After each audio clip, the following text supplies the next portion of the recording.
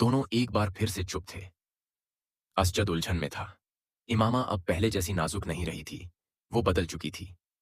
पिछले आधे घंटे में असजाद ने कई बार बात करने की कोशिश की, पुराने दिनों को याद किया, बचपन की वो सहजता, लेकिन इमामा पर कोई असर नहीं हुआ।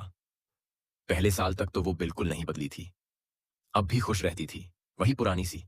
लेकिन जैसे जैसे वक्त बीता, खासतौर पर मेडिकल कॉलेज में दाखिला लेने के बाद, वो धीरे धीरे दूर होती गई। असजाद को अक्सर लगता जैसे वो उससे दूर जा रही है।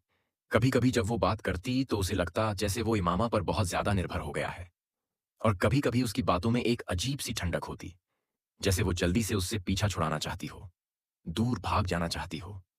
आज फिर असजाद को वैसा ही एहसास हुआ।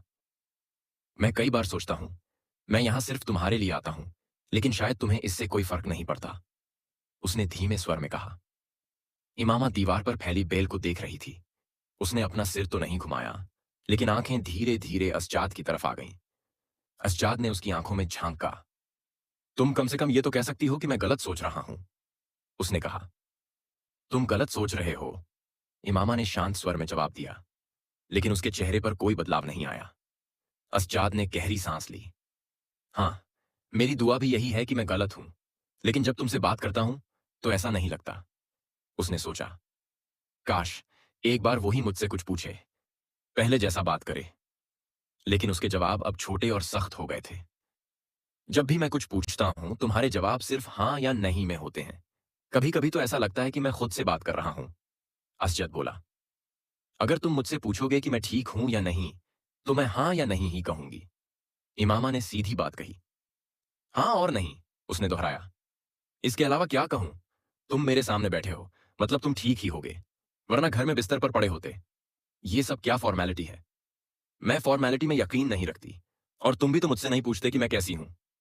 ठीक है, असजाद ने हंसी में बात को टालने की कोशिश की। फॉर्मेलिटी छोड़ो, कुछ और बात करो, अपनी जिंदगी के बारे में कुछ बताओ। इमामा ने सीधे उसकी तरफ देखा। असजाद, मैं एक मेडिकल स्टूडेंट हूं, तुम बिजनेस करते हो। मैं तो तुमसे क्या पूछूं? स्टॉक मार्केट के ट्रेंड्स, बुलिश था या बेरिश?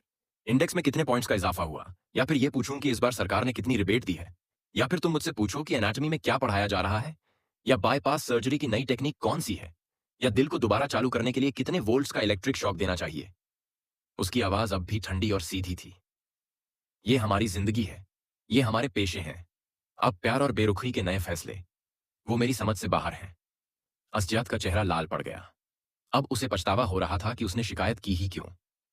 मेरे पास पढ़ाई के अलावा कुछ नहीं है, उसने थके हुए स्वर में कहा।